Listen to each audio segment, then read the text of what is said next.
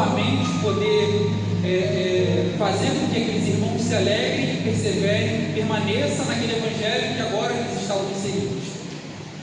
E é interessante porque Paulo, quando ele escreve essa carta, ele está em Corinto, e não é ele que escreve do próprio punho, é Tércio, porque Paulo, que tinha uma fama muito grande de pregador, de fundador de igreja, ele sabia que os irmãos o estavam aguardando. Ele sabia que os irmãos em Roma só ouviram a mensagem de Cristo porque Paulo foi um dos maiores pregadores, um dos maiores fundadores de igreja daquela época. Então eles queriam a presença de Paulo. E Paulo, melhor do que ninguém, sabia que ele queria e precisava estar lá. Então, na sinceridade do seu coração e na preocupação com aqueles irmãos, ele escreve: olha, tenho vontade de estar com vocês, porque eu sei da importância de estarmos juntos, porque eu sei da importância que eu tenho para vocês e que vocês têm para mim. E quando eu ir até vocês, eu quero colher frutos, eu quero também frutificar com vocês, e mutuamente crescermos e sermos edificados. E Paulo, ele vai expressar esse grande sentimento de querer estar com os irmãos, de querer congregar junto com os irmãos, porque nas cartas e nas viagens missionárias nós vamos ver que Paulo, ele passava tempos e tempos com os irmãos, ele frequentava as igrejas, ele edificava os irmãos, ele fazia questão de passar meses, às vezes anos com os irmãos. Então Paulo, ele está expressando um sentimento de que, olha, eu quero estar com vocês, eu preciso estar com vocês, e eu sei que vocês também querem estar comigo. Então o primeiro ponto é esse anseio de Paulo em querer estar com os irmãos. É nisso que eu quero focar, é nisso que eu quero que a gente pense, na necessidade que nós temos e precisamos ter em estar um com os outros. E Paulo, ele não só pensa em estar com os irmãos, ele não só se preocupa com esse sentimento de estar com os irmãos, mas ele também está procurando atitudes de Cristo que ele praticava na própria vida. A preocupação de Paulo em estar com os irmãos, em fazer parte daquela comunhão, é um espelho daquilo que ele tinha em Cristo Jesus. Paulo está mencionando na sua atitude, na sua vontade, no seu sentimento.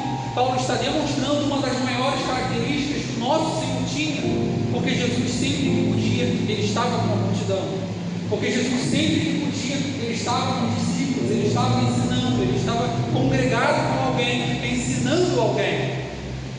É por isso que Paulo, ele entende a importância de estar junto, para que haja fruto, para que haja ombro amigo, para que um caindo, o outro possa levantar. A gente não pode achar que nós sabemos, nós não podemos achar que nós já temos tudo, ou que nós vivemos o Evangelho aonde pronto, eu já estou salvo, porque a Bíblia fala sobre a importância da unidade do corpo de Cristo. A Bíblia fala da importância de nós comungarmos juntos, de nós nos levantarmos uns aos outros. Provérbios fala sobre o ferro que afia ferro, somos um com o outro. Então Paulo, ele entendeu tão profundamente esse amor de Cristo, que ele diz em 1 Coríntios capítulo 11, ele fala: sede meus imitadores, porque eu sou de Cristo. Eu estou tão acostumado em perceber, em ouvir falar desse amor que Cristo tinha pelos discípulos e pelo povo, que eu sou praticante. Eu preciso que vocês me imitem. Eu preciso que vocês tenham o mesmo sentimento de que, assim como eu quero estar com vocês, vocês precisam querer estar juntos um com o outro. Precisamos uns dos outros. Esse sentimento não vinha meramente de Paulo, mas um sentimento escolhido por Cristo escrever, um sentimento espelhado por Cristo. Paulo, ele está pegando algo que Cristo vivia, que Cristo tinha na sua essência, e ele está espalhando. Por isso ele fala: me imita, porque quem eu estou imitando não falha.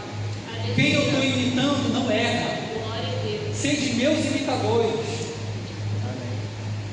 Esse sentimento, ele mostra o quão profundo era o comprometimento de Paulo.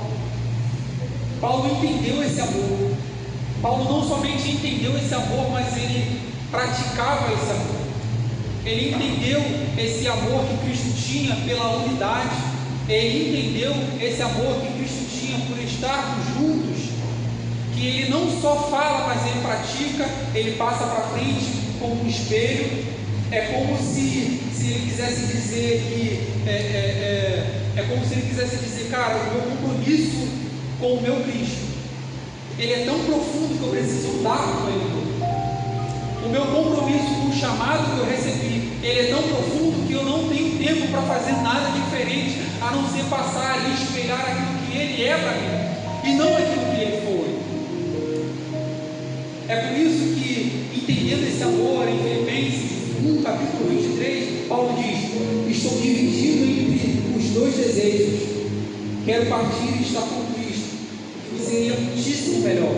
Contudo, por causa de vocês, é mais importante que eu continue a viver.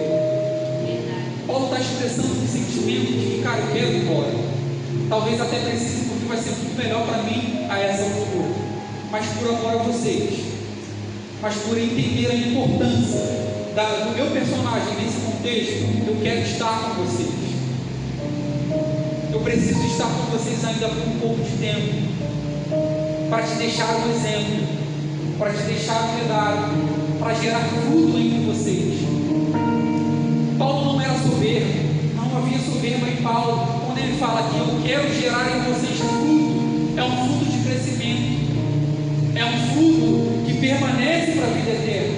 E eu não estou falando de fruto de subir aqui, pregar, de cantar, de tocar. É um fruto que te livra dos laços do diabo, é um fruto que te torna um cristão melhor, é um fruto que faz você vencer as suas mazelas, é um fruto que te faz vencer os seus pecados.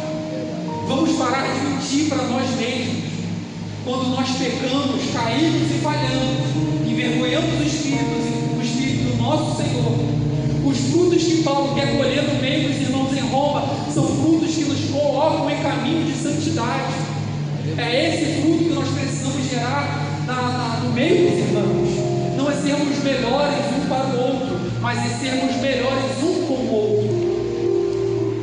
Eu jamais vou julgar você se você vier e confessar algo para mim, porque eu me conheço, eu sei que eu sou podre, eu sei o quanto eu sou falho, e é por isso que eu sei que preciso dos frutos que Paulo está dizendo. Porque se eu me ajoelhar e orar com você, talvez você vai vencer a pornografia. Porque talvez se eu botar o meu ombro no seu e orar contigo, você vai se sentir talvez menos triste, e o diabo não vai ganhar espaço no teu coração. Verdade. Talvez se você contar comigo para desabafar e falar, Daniel, eu preciso de você, cara, talvez 4 horas da manhã eu vou subir no monte e vou orar por você, porque eu entendo a responsabilidade que Cristo colocou sobre mim. E se eu não viver a realidade e a seriedade que o reino de Deus tem nessa terra, eu falhei como cristão. Se eu não estender a mão para te ajudar, se eu não estender a mão para estar com você, eu falhei como cristão. Não estou dizendo que somos perfeitos, não estou dizendo que nós vamos estar sempre em alta, mas se eu falhar, eu quero contar com você. Se eu falar alguma coisa errada aqui nesse microfone, eu quero que você venha para mim depois e fale comigo, porque somos falhos, e é quando a gente decide estar juntos em Cristo que nós melhoramos, que nós progredimos, que nós avançamos no Senhor. Então Paulo está expressando esse profundo sentimento de querer estar com os irmãos em Roma, porque o mundo está comentando sobre ele. Paulo está fazendo questão de escrever essa carta para poder dar um parecer para eles: olha, eu não abandonei vocês, não é que eu não queira estar com vocês, meu desejo é estar com vocês, já tentei outras vezes estar com vocês, mas fui impedido pelo Espírito de estar com vocês. E nós sabemos por quê, porque quando Paulo teve a primeira oportunidade de ir até Roma, foi para que lá ele permanecesse e morresse, porque lá foi a última vez que ele pregou, porque o local onde ele mais tinha desejo de estar foi o local onde ele foi sepultado.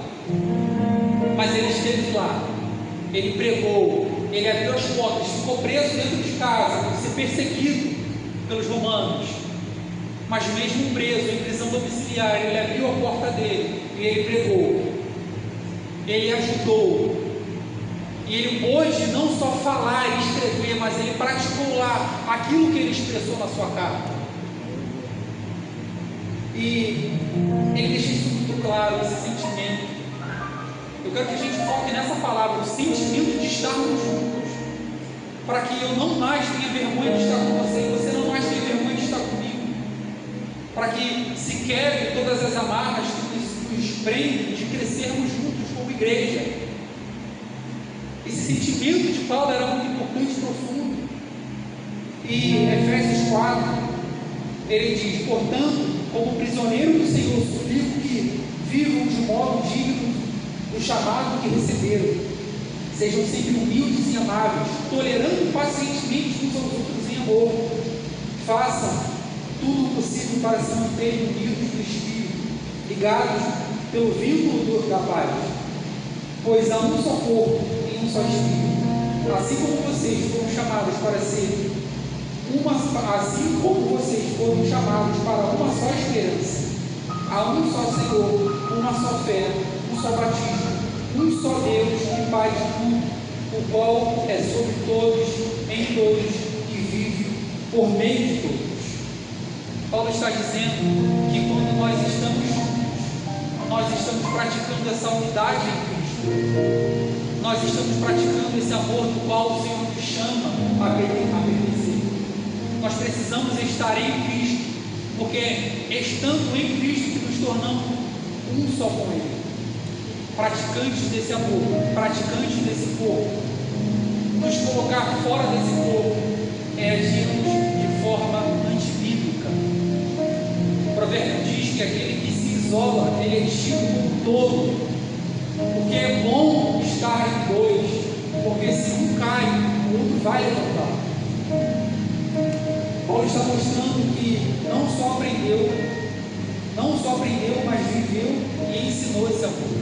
Tudo que Paulo está expressando nessas cartas que ele escreve, tudo que Paulo começa a dizer, todo esse sentimento que Paulo coloca para escrever essas cartas, ele não está meramente escrevendo, esboçando um sentimento com palavras, mas ele está demonstrando aquilo que ele vivia e aquilo que nós vemos na prática, aquilo que Paulo viveu, aquilo que ele falou, aquilo que ele pregou. Então Paulo não é um homem que vive de aparências.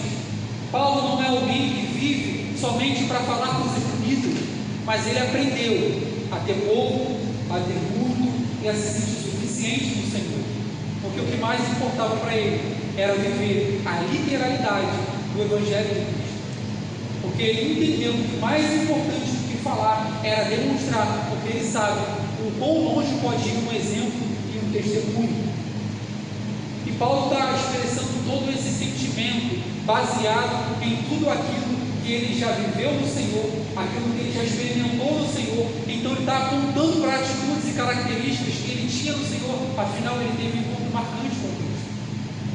Ele teve um encontro marcante com o Senhor, e aquilo ali foi o suficiente para transformar Paulo de um perseguidor para alguém que ama a igreja, alguém que se entrega e se entregou pela igreja. E alguns exemplos que Cristo traz sobre esse amor, sobre a importância de estarmos juntos, sobre a importância de sermos um só. Jesus ele mostra alguns exemplos em João 15:4. Jesus diz: permaneçam em mim e eu permanecerei em vocês, pois assim como um ramo não pode produzir frutos se não estiver na videira, vocês também não poderão produzir frutos a menos que permaneçam em mim. Sim, eu sou a videira, vocês são os ramos. Quem permanece em mim e eu nele produz muito fruto, pois sem mim vocês não podem fazer coisa alguma. Quem não permanece em mim é jogado fora, como ramo imprestável e seco. Esses ramos são ajuntados num monte para serem queimados. Mas se vocês permanecerem em mim e as minhas palavras permanecerem em vocês, pedirão o que quiserem, e isso lhes será concedido.